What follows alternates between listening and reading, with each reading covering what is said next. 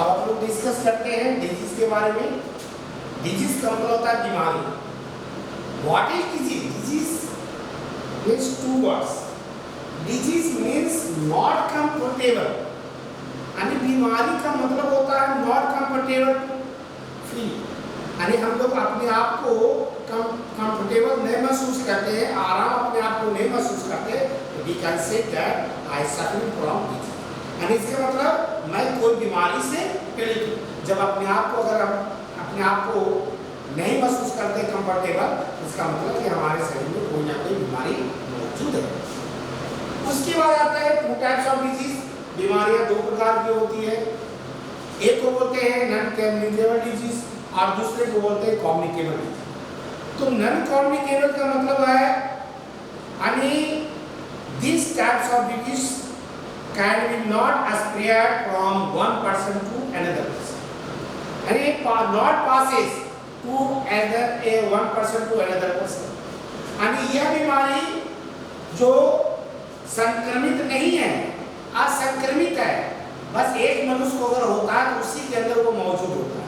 यानी कह सकते हैं कि किसी के वो एक वस्तु से या एक आदमी से दूसरे आदमी तक वो फैल नहीं सकता, वो होता है नॉन कम्युनिकेबल, यानी ये जा नहीं सकता। लेकिन बीमारियां आती है कैसे, तो इसके बारे में डिस्कस जानने की कोशिश करेंगे। डिफेंसी ऑफ न्यूट्रिएंट्स, यानी डिफेंसी का मतलब होता है lack of nutrient in food, यानी lack of nutrient in food, यानी जो हमको न्यूट्रिएंट चाहिए, कार्बोहाइड्रेट चाहिए, प्रोटीन चाहिए, वसा चाहिए, विटामिन मिनरल चाहिए, वो जो लैक हो जाता है, कम जाता है, भोजन नहीं खा पाते हैं सही से, तो ये बीमारी हमारे शरीर के अंदर मौजूद है। उसी को बोलते हैं नॉन कम्युनिकेबल डिजीज, यानी disease that can not be passes from one person to another person.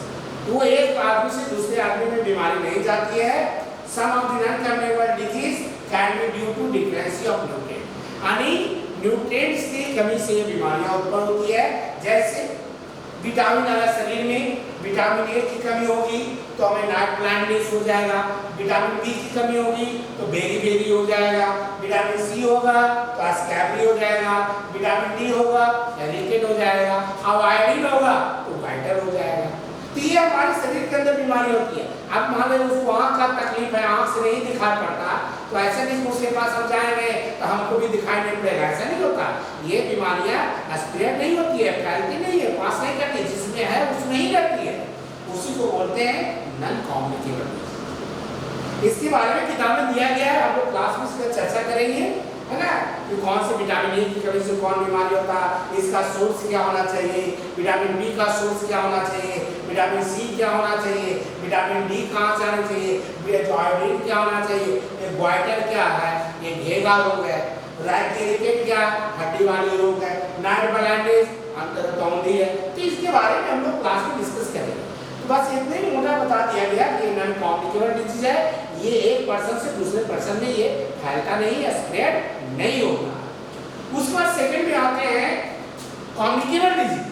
जैसे बोल जो बेटा डेफिनेशन भी वही, केवल थोड़ा सा चेंज, यानी disease the disease that can spread from one person to another person. यह बीमारी एक व्यक्ति से दूसरे व्यक्ति तक पहुंच जाती है, इसको बोलते थे हिंदी में असंक्रमित, इसको बोलते हैं संक्रमित। अभी देखिए आप क्या, अभी हम लोग वीडियो क्लास ले रहे हैं, ऐसी स्थिति आई, ये कम्युनिकेबल डिजीज आ गई, कोरोना वायरस, जिसके कारण आप अलग, हम लोग अलग, मैं वीडियोस के माध्यम से पढ़ा रहा हूँ, आप वीडियो माध्यम से पढ़ रहे हैं, तो ये कम्युनिकेबल डिजीज, कम्युनिकेबल डिजीज, और भी कम्युनिकेबल का वो डिजीज वायरस, जिसके कारण कोरोना वायरस।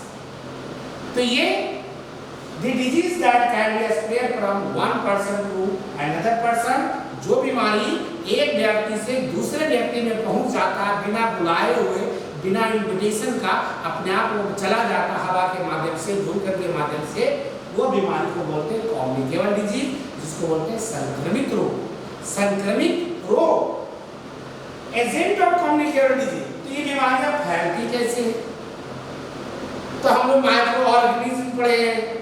माइक्रो ऑर्गेनिज्म जो छोटे छोटे without we can not see without the admit guys, इसको खुली आंख से देख सकते हैं, है we see help the microscope, जिसको माइक्रोस्कोप की मदद से देख सकते हैं। वो डिजीज जैसे बैक्टीरिया को देखिए, वायरस है, प्रोटोजोआ है, फंगी है, ये सारे।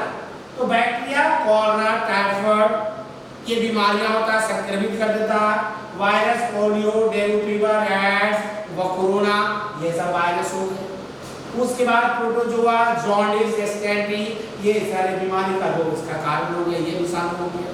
फंगी ये कुछ ये भी भोजन को सड़ने गलने वाले बना देते, जो भोजन खट्टा हो जाता है, खराब हो जाता है, फंगी हो जाता है।